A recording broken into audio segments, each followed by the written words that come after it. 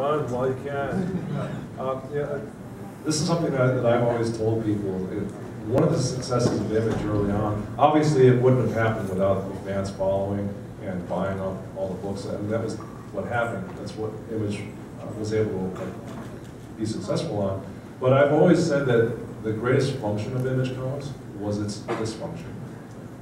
If we had actually brought in like a legitimate business partner, some investor or someone that knew how to run business, Image would have been gone in 6 months like everybody thought. Because it couldn't have functioned like a real business, and it didn't. And so we learned how to run businesses in a very ass-backward way. Because fortunately, you know, the fan market was so supportive of us that we could screw up every day. And we did. You know, not every week, every day we made some mistake. And we, you know, for the most part, learned from it. You know, some mistakes we still make today. Because they're charming mistakes. It's like, we don't want to give those mistakes up. We love them. They help us work better. But yeah, it was tough. And like mentioned in there, Jim, I think, put it the best when he was talking about how tough it was. And I think when Jim made his decision to go to DC, I think part of it was he was tired. You know, I think he was tired of running a business and worrying about payroll and worrying about a lot of his friends who were working for him and were depending on him to make a living. You know, families and all that. And I think it just wore on him, and he didn't want them anymore. So we respected that. You know, it did hurt, but we respected it. Obviously, we're still here, so it's all good. But yeah, it's like, keep your eyes open if you're an entrepreneur. You know, Todd always says that great quote.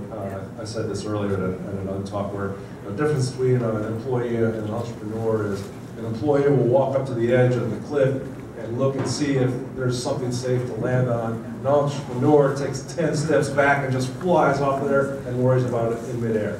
You know, so I mean that's the spirit you got to have. You know, you learn. You know, art and commerce historically have not mixed.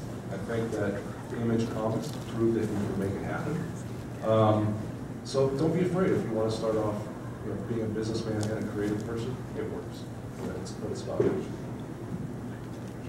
Just to kind of stay on this topic, was there any doubt ever on your guys' part, like after breaking away from the big companies and you know you're on your own? Like, did you ever have a moment where you just felt like you had no idea what to do? No. I mean, you understand.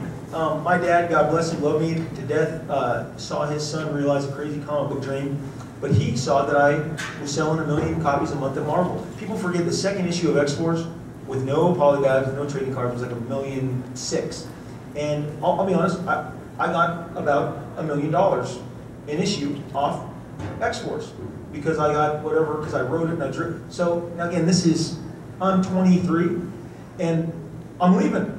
I tell my dad and my mom, hey, I'm gonna go start this wiki-wacky business and make my own little crazy characters. And my dad, son,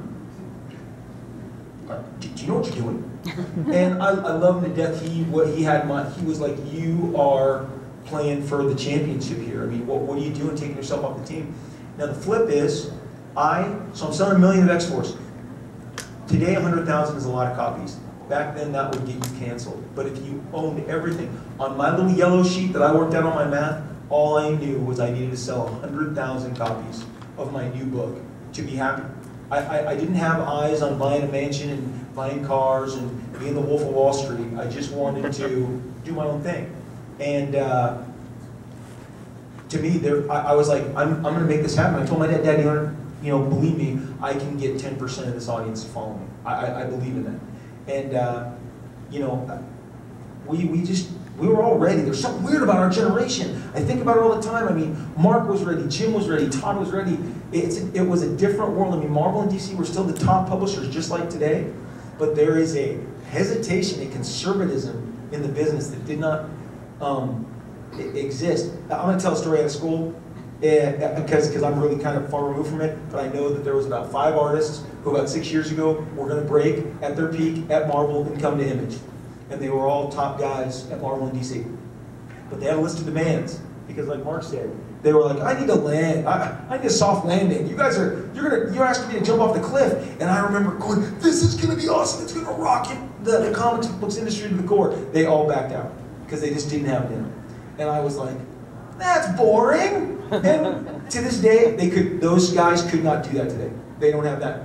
They don't have the heat anymore because they stayed too long at the dance. And we all knew our opportunity, like this window is open, you got to go through it. Windows closed. Directors, actors, pop stars, athletes, comic artists. You have that window, you got to go through it. So, I don't even know you asked.